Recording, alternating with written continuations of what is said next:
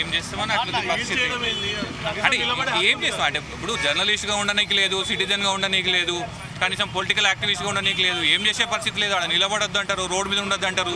అసలు పరిస్థితి చూస్తుంటే ఏంటంటే ఆడ ఏం జరుగుతుందో చెప్పే పరిస్థితి లేదు అసలు ఎవరిని కూడా.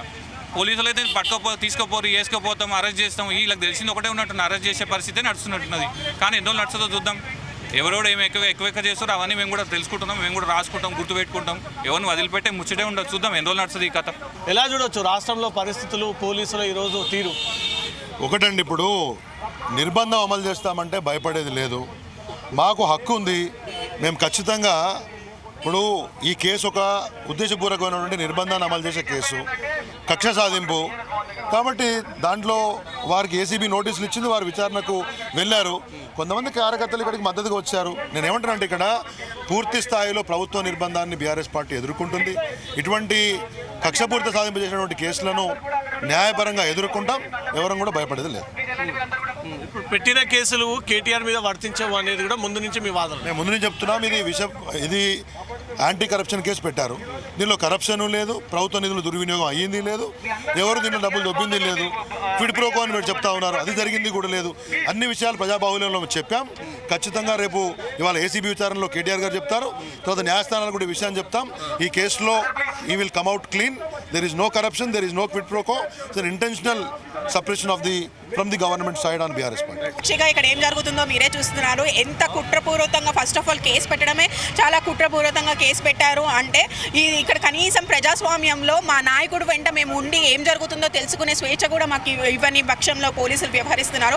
కేవలం పోలీసులందరూ కూడా రేవంత్ రెడ్డి గారి ఇంట్లో పనిచేసే వాళ్ళలాగానే పనిచేస్తున్నారు. కానీ ప్రభుత్వ తరఫున కానీ ప్రజల తరఫున కానీ పోలీసులు ఎవరు ఈరోజు పనిచేయట్లేదు. మీ అందరూ కూడా చూస్తున్నారు. ఎందుకంటే మీడియా పైన దాడులు జరుగుతున్నాయి, కార్యకర్తల పైన దాడులు జరుగుతున్నాయి, ఎక్కడంటే అక్కడ దాడులు జరుగుతున్నాయి. దాని మీద స్పందించాల్సిన పోయిన పోలీసులు ఇలా వాళ్ళకి కేవలం సెక్యూరిటీ ఇవ్వడం కోసమే పనిచేస్తున్నట్టు మన కళ్ళారా కనిపిస్తున్నారు.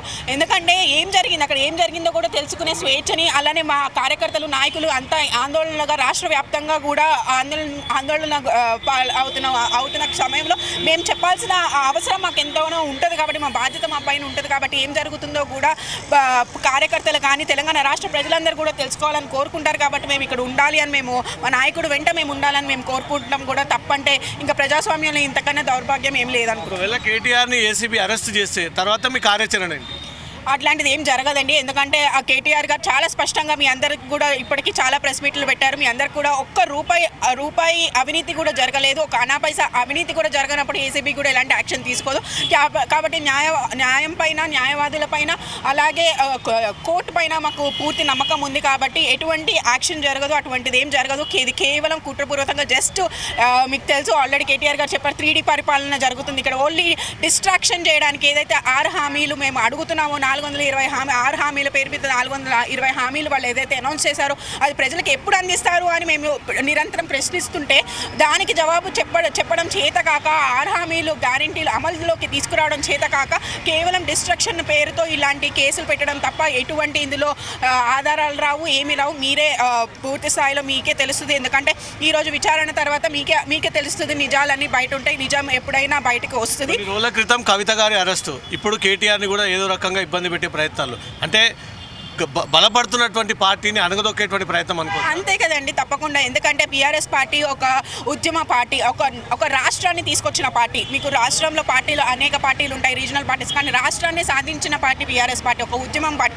ఈ పార్టీ ఏదైతే సంక్షేమ పథకాలు కేసీఆర్ గారు గౌరవ మాజీ ముఖ్యమంత్రి వారు కేసీఆర్ గారు ఇచ్చిన అభివృద్ధి కార్యక్రమాలు ఏదైతే ఉన్నాయో గత 10 సంవత్సరాలుగా మీకు తెలుసు యావత్ దేశమంతా కూడా తెలంగాణ రాష్ట్రం వైపు తిరిగి చూసే విధంగా మన అభివృద్ధి కార్యక్రమాలు కానీ సంక్షేమ పథకాలు కానీ ప్రజలకు అందించడం జరిగింది. మన అభివృద్ధి మీరు చూస్తే ఇదంతా కళ్ళ ముందు కనిపించే సత్యాన్ని మనం ఎప్పుడు కాదనలేము. ఎందుకంటే 10 సంవత్సరాల క్రితం హైదరాబాద్ ఎలా ఉంది, ఈ రోజు హైదరాబాద్ ఎలా ఉంది, 10 సంవత్సరాల క్రితం తెలంగాణ రాష్ట్రంలో డిస్ట్రిక్ట్స్ ఎలా ఉన్నాయి, వాళ్ళ పాడి పంటలు ఎలా ఉన్నాయి, ఈ రోజు ఎలా ఉన్నాయి, అన్ని కళ్ళ ముందు కనిపించే సత్యాలు మనము కళ్ళు మూసుకొని ఏం జరగలేదు అని చెప్పడం కాదు కదా.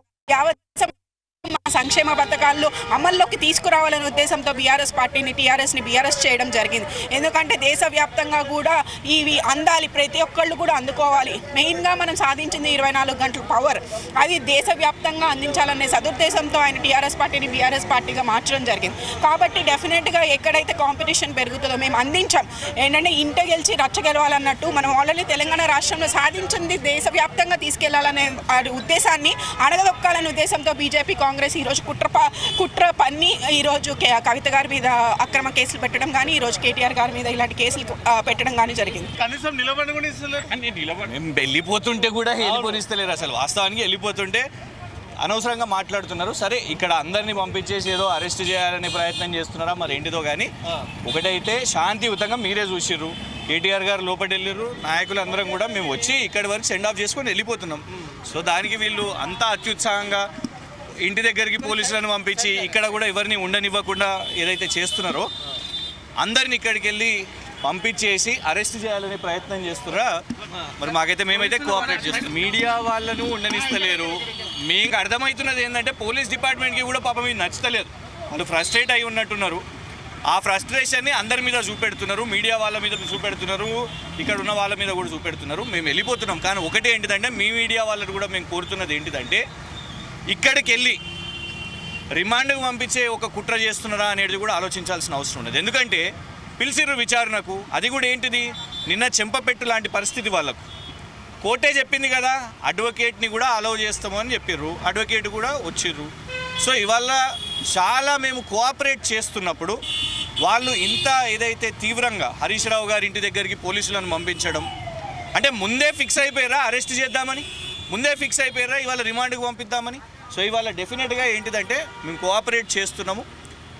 ఒకటే అనవసరమైన దీని మీద ఏదో తొందరపాటు చర్యలు పోలీసు వాళ్ళు కూడా చేయడం కరెక్ట్ కాదు. ప్రభుత్వాలు పర్మనెంట్ కాదు, కానీ వ్యక్తిగతంగా ఇంత కక్ష పెట్టుకోవడం కరెక్ట్ కాదని చెప్తాం.